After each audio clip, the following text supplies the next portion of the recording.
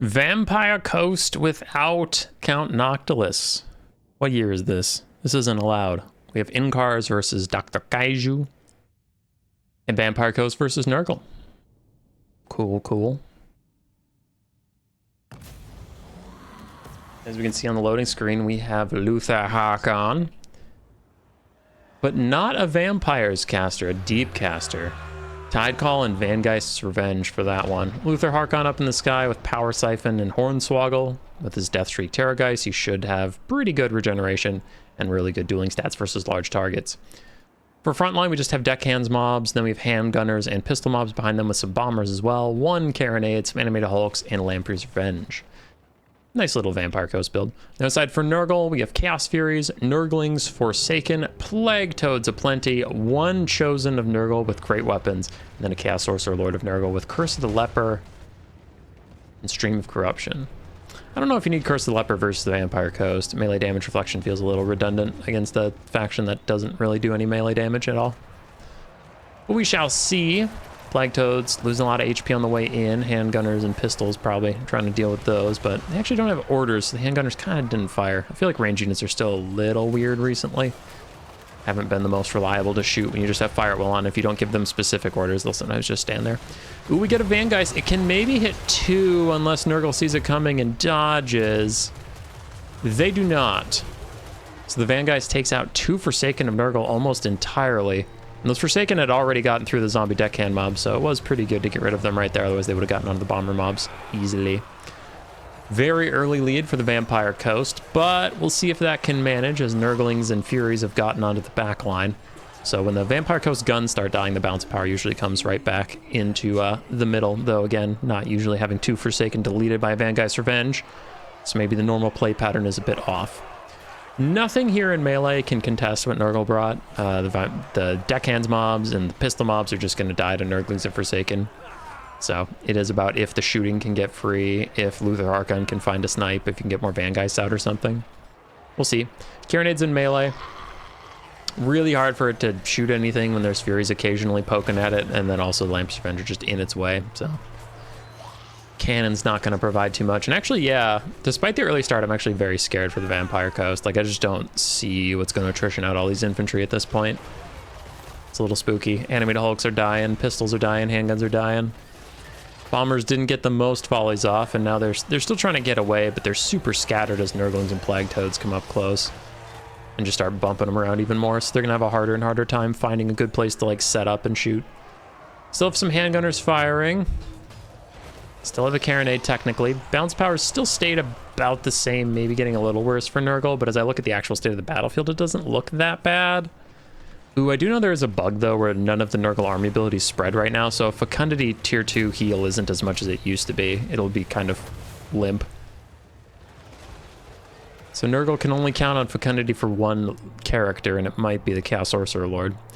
Luthor has to run away, does not want to sit on those Chosen Nurgle with great weapons for any amount of time. Balance power is still pretty abysmally bad for the Plague Father. The Chaos Furies are still trying to kill these handgunners. With a bit of Stream of Corruption help. How much health do zombie handgunners have? They still have about 7,000 the Furies have to churn through, and of course they won't rout or anything, being undead. Plague Toads also adding to the disruption, but not splitting their targets. They are still disrupting the unit that's already being disrupted. May want to go get those handgunners, stop them from continuing to fire. Plague Toad's under attack by Lamprey's Revenge and Luthor and the Vampire Fleet Captain. So they're having a bad time. But the Chosen with Grey Weapons join in. Chosen with Grey Weapons should be able to do well into Lamprey's Revenge. I guess they only have 33 melee attack while they're poisoned and power siphoned. So maybe they'll have a hard time getting through those thick shells, but they don't lack in armor piercing damage was my main point. Some bombers have escaped, though they are still crumbling. They should, at this point, rally, you'd think. And they still have 1,500 HP.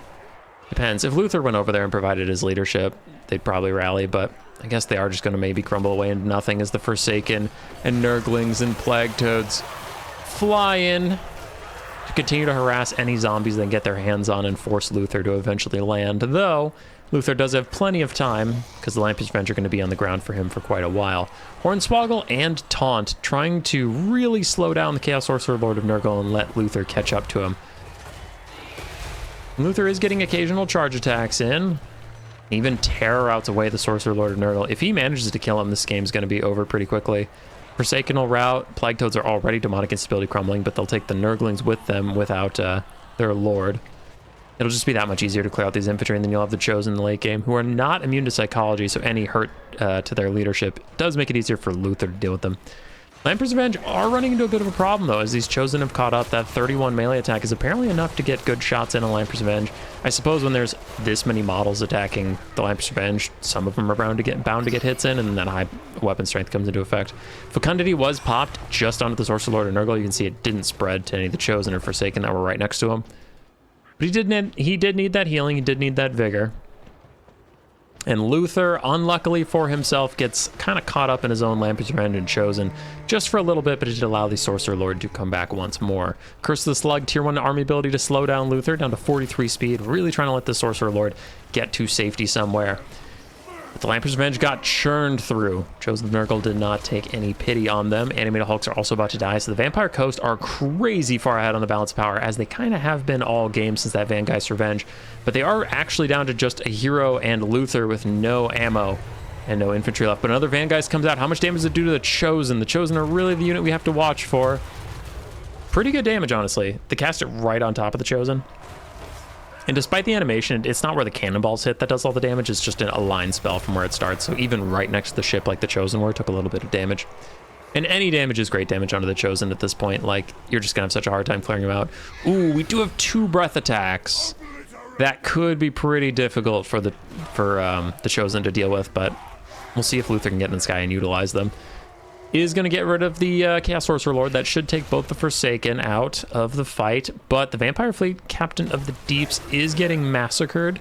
She's dying very, very quickly, and Luthor kind of needs her alive so that he can, like, cycle charge to his heart's content and get breath attacks off and stuff. If she's dead, then he'll take a debuff every time he takes off from the ground, and also there's no reason for them to clump up and get hit with a good breath attack like that. Oh, but the breath attack mostly hit her.